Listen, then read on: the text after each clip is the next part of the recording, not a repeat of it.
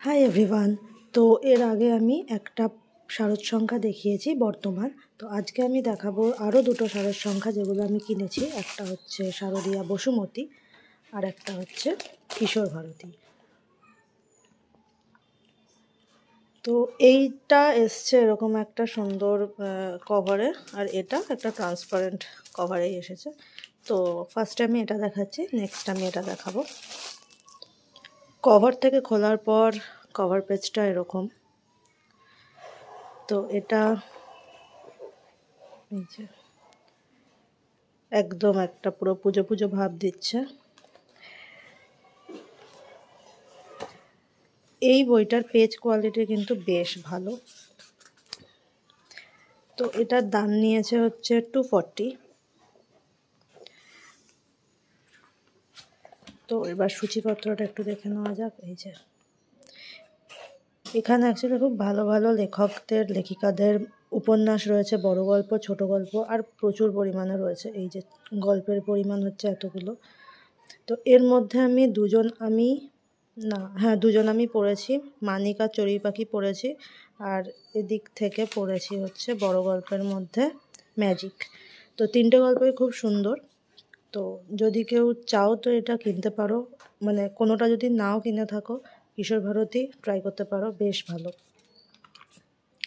এই যে কমিক্সও পড়েছি আমি, শতবর্ষের শ্রদ্ধার্ঘ্যে যেটা গুপ্তধন রয়েছে, হাঙরের পেটে হিরে পড়েছি, চিকু আর মুনুও পড়েছি, আর অসুরের মিষ্টি কথা পড়েছি।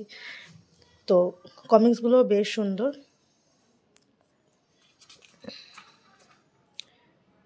হারিয়ে যাওয়া গল্প, জাদু কবিতা, রম্য রচনা, জানা থেকে অজানা, ভ্রমণ, ছড়া, কবিতা, প্রচ্ছদ। এই যে প্রচ্ছদ যেটা বানিয়েছেন ওনার নাম হচ্ছে সুব্রত গঙ্গোপাধ্যায়। খুব সুন্দর কিন্তু প্রচ্ছদটা।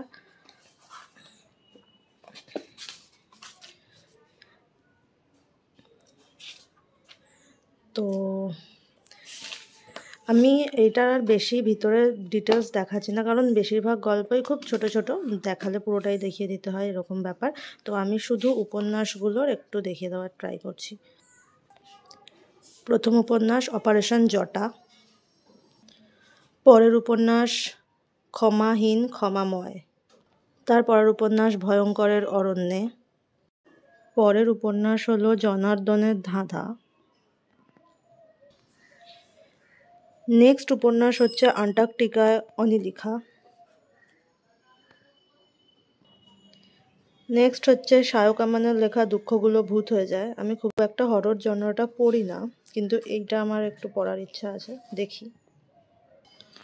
তারপরেরটা হচ্ছে অনন্ত অগ্নিপথে। এই দিয়েই উপন্যাসের যে কটা আছে 6টা, সে কটা শেষ হচ্ছে।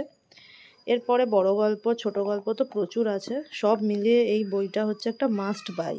অন্য কোনো শারদ সংখ্যা না কিনলেও এই শারদ সংখ্যাটা কেনাটা কিন্তু খুবই জরুরি আমার মনে হয়েছে।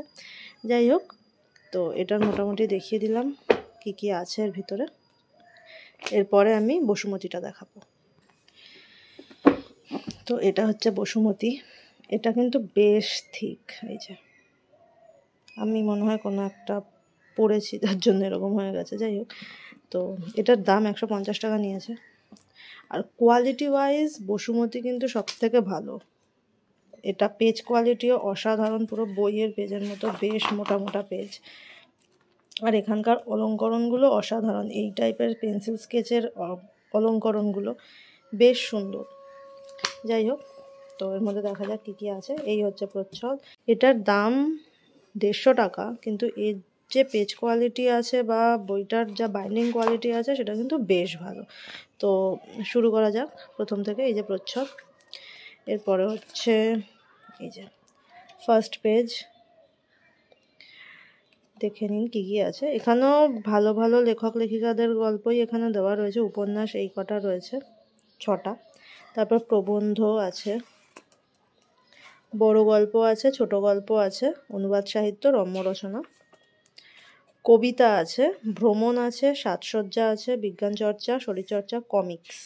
কমিক্সটা খুব ইম্পর্টেন্ট লাগলো আমার। The count of Monte Cristo, Alexander দুমার, এটার অনুবাদ করেছেন অসীম দাস।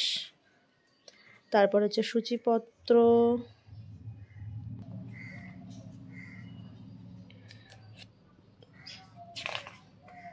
তারপরের পেজের থেকেই মোটামুটি যা যা আছে শুরু হয়ে যাচ্ছে। তো এরপরে এখানে কি কি উপন্যাস আছে সেটা আমি একটু দেখিয়ে দিই। প্রথমে আটাঙ্গির হাট, এই যে ফার্স্ট পেজটা। এর বিশেষ করে এই রকম স্কেচগুলো আমার খুবই ভালো লেগেছে, বেশ নতুনত্ব। নেক্সট উপন্যাস হচ্ছে তোমার চোখে দেখেছিলাম। নেক্সট উপন্যাস উল্লাসে হর্ষে, দেবারতী মুখোপাধ্যায়। অ্যাকচুয়ালি এনার লেখা আছে বলেই আমি এই বইটা কিনি। প্রথমে আমি যখন সূচিপত্র দেখি, তারপরে দেখলাম না বইটা বেশ ভালোই, অনেক গল্প কবিতা সব কিছু মিলিয়ে মিশিয়ে বেশ ভালো। তো চলে যাচ্ছি পরের উপন্যাসে। নেক্সট উপন্যাস রৌদ্রময়ের ছিন্ন শির। নেক্সট উপন্যাস আধারের আলবে। নেক্সট উপন্যাস হচ্ছে পালক জন্ম। এইটা দিয়েই এই বইয়ের উপন্যাসগুলো শেষ। টোটাল 6টা উপন্যাস এখানে আছে। আর এখানে বেশ ইন্টারেস্টিং একটা জিনিস হচ্ছে, এখানে না একটা বুকমার্কও দিয়েছে, এই যে দেখাচ্ছি, এই যে এখানে একটা বুকমার্কও দিয়েছে অ্যাটাচ।